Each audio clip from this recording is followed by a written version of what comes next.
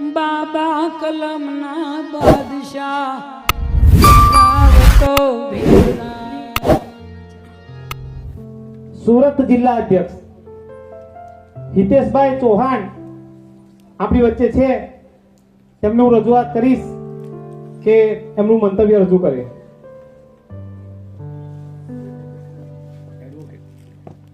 Advocate Hiteshbhai Chauhan.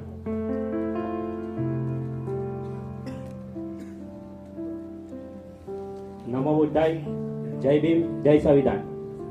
સૌપ્રથમ હું ગુજરાત પ્રદેશ અધિકારીના તમામ પદ અધિકારીઓ, ગુજરાત જિલ્લા તાલુકાના તમામ પદ અધિકારીઓ અને આયોજક મિત્રોનો આભાર વ્યક્ત કરું છું કે મને આ મંચ ઉપર રજૂઆત કરવાની તક આપી. આજના સ્નેહ મિલન કાર્યક્રમમાં હું ઘણા બધાને અહીંયા મળ્યો, મને ખૂબ આનંદ થયો. આજનો આ સ્નેહ મિલન કાર્યક્રમ એ આપણા સંગઠન ભીમ આર્મીનું તાકાત અને એકતાનું એક પ્રતીક છે. આપણે બધા જ બાબા સાહેબ આંબેડકરના વિચારોને લઈને આગળ વધી રહ્યા છે. બાબા સાહેબનું એક જ સપનું, એક જ મિશન, એક જ ભારત. બાબા સાહેબનું સપનું કે દરેક વ્યક્તિને સમાન ન્યાય, સમાન અધિકાર અને સમાન સન્માન મળી રહે.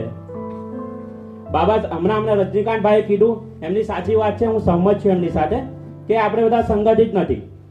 બાબા સાહેબ આંબેડકરે આપણે 3 રસ્તા બતાવ્યા: શિક્ષિત બનો, સંગઠિત બનો અને સંઘર્ષ કરો. કેમ?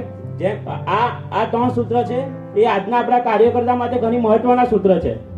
જ્યાં શિક્ષણ છે ત્યાં સમાનતા છે, જ્યાં સંગઠન છે ત્યાં શક્તિ છે, જ્યાં સંઘર્ષ છે ત્યાં ન્યાય છે.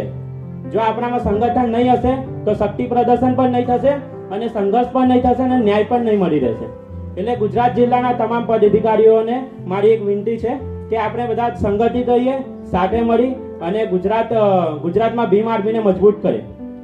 સાથે સાથે હું એડવોકેટ છું, તો હું બીજી પણ એક વાત મારી અહીંયા રજૂ કરીશ કે અગાડી એક બેન કહી ગયા હતા, આપણે જમ્યા પહેલા એક વકીલશ્રી હતા, એમણે પણ કહી ગયા હતા, એટ્રોસિટી પર કહી ગયા હતા કે એટ્રોસિટીમાં સમાધાન નહીં કરવું જોઈએ. આપણે જ એટ્રોસિટીનો કાયદો જે છે આપણે જ નબળો પાડી રહ્યા છે અને પછી આપણે જ એને સોશિયલ મીડિયામાં કરે છે કે સુપ્રીમ કોર્ટે આવું કીધું, સુપ્રીમ બેન્ચ બેઠેલે આવું કીધું હતું. જ્યારે એટ્રોસિટીનો કેસ દાખલ થાય છે ત્યારે આપણા જ લોકો સરકાર પાસેથી તો પૈસા લે જ છે, પણ સાથે સાથે આરોપી સાથે સમાધાન કરીને પણ એની પાસેથી પૈસા લે છે. તો આ ના થવું જોઈએ. શા માટે આ ના થવું જોઈએ? કે જો એક વ્યક્તિ કાયદાનો દુરુપયોગ કરશે, આપણો એટ્રોસિટીનો કાયદો જે છે આપણે જ એનો દુરુપયોગ કરી રહ્યા છે. કોઈ બીજો સમાજ, સવર્ણ સમાજ એનો દુરુપયોગ નથી કરી રહ્યા. જો આપણે એનો દુરુપયોગ કરીશું તો આપણા સમાજને જ એનો ખોટું પરિણામ મળશે. એક્ઝામ્પલ હું તમને આપું ઉદાહરણ તરીકે કે 2025માં ભારતમાં સમજો કે 100 કેસ એટ્રોસિટીના થયા છે. 100 કેસમાંથી સમજી લો 80-90 લોકો સમાધાન કરે છે. 80-90 લોકો સમાધાન કરે છે. આ એક અહેવાલ છે, જ્યારે સુપ્રીમ કોર્ટમાં ઉપર જશે, એક્ઝામ્પલ કે સુપ્રીમ કોર્ટની જે બેન્ચ હશે, જે હશે એ નીચે જમીની સ્તર પર જોવા નથી આવવાની. એ ખાલી એટલો અહેવાલ જોશે કે ભારતની અંદર 100 એટ્રોસિટીના કેસ હતા, એમાંથી 80ની અંદર આરોપીઓ નિર્દોષ છૂટી ગયા. સમાધાન ત્યાં શબ્દ નહીં આવશે. તમે સમાધાન કરશો, આરોપી ત્યાં નિર્દોષ જ છૂટશે. પરિણામે શું થશે કે સુપ્રીમ કોર્ટ કાયદાને નબળો બનાવશે અને ત્યારે આપણે જ કહેશું કે એટ્રોસિટીનો કાયદો નબળો બન્યા છે. એ આપણે જ બનાવી રહ્યા છે. એટલે અગાડી બેન કહી ગયા હતા એમ એટ્રોસિટીમાં આપણે કોઈ સમાધાન કરવાનું નથી, એટ્રોસિટીનો કાયદો મજબૂત કરવાનો છે. સાથે સાથે આપણે તમામ પદ અધિકારીઓ ગુજરાત જિલ્લાના બધાએ સંગઠિત બનીને ભીમ આર્મીને મજબૂત કરવાની છે. જય ભીમ, જય સંવિધાન.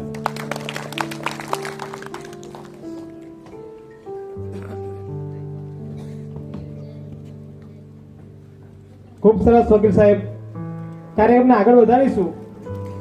વડોદરા જિલ્લા લીગલ સેલ અધ્યક્ષ વિશાલભાઈ ચૌહાણ, જે પોતે એડવોકેટ છે અને બહુજન સમાજ માટે ખૂબ મહેનત કરી રહ્યા છે, તો તેમને હું રજૂઆત કરીશ કે તેઓ પોતાનું વક્તવ્ય રજૂ કરે. વિશાલભાઈ.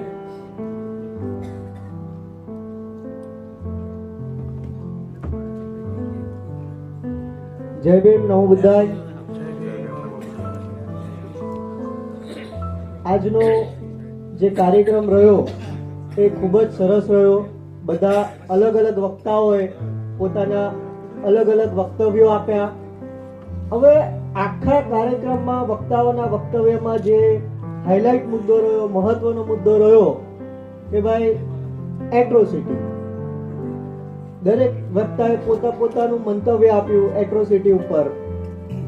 એટ્રોસિટી કાયદો હું વધારે વાત તો નહીં કરું, પણ એટ્રોસિટી કાયદા પર મારું આખું થીસીસ છે, મારી રિસર્ચ છે. એટ્રોસિટીના કાયદામાં સમાધાન શક્ય નથી. આ મારા શબ્દો માર્ક કરવા હોય તો માર્ક કરી શકશો. કાયદામાં કોઈ પણ જગ્યાએ એટ્રોસિટીમાં સમાધાનની શક્યતા નથી. કારણ એવું છે કે આ કોગ્નિઝેબલ ગુનો છે, આમાં કોઈ કારણે સમાધાન થાય નહીં.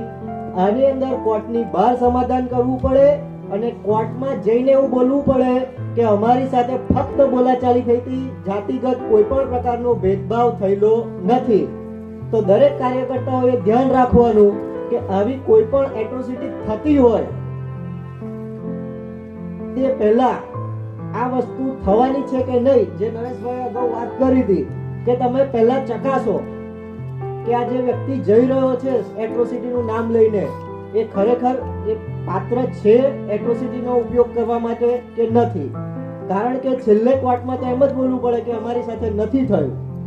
પછી બીજો એક મહત્વનો મુદ્દો ટેબલ જામીન. અગાઉ એક સાહેબે વાત કરી હતી કે ટેબલ જામીન એટ્રોસિટીમાં. તો ટેબલ જામીન નામની કોઈ પણ વસ્તુની જોગવાઈ કાયદામાં નથી.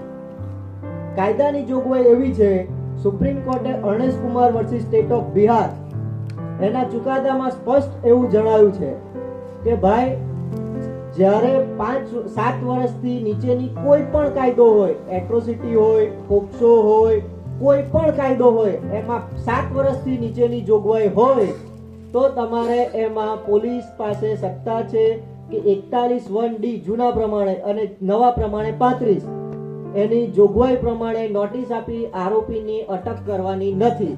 એટલે જો કોઈ એવું કહેતું હોય કે આ એટ્રોસિટીનો કાયદો નબળો પડી ગયો છે, એટ્રોસિટીનો કાયદો કામ નથી કરતો, તો એ વાત તદ્દન ખોટી છે.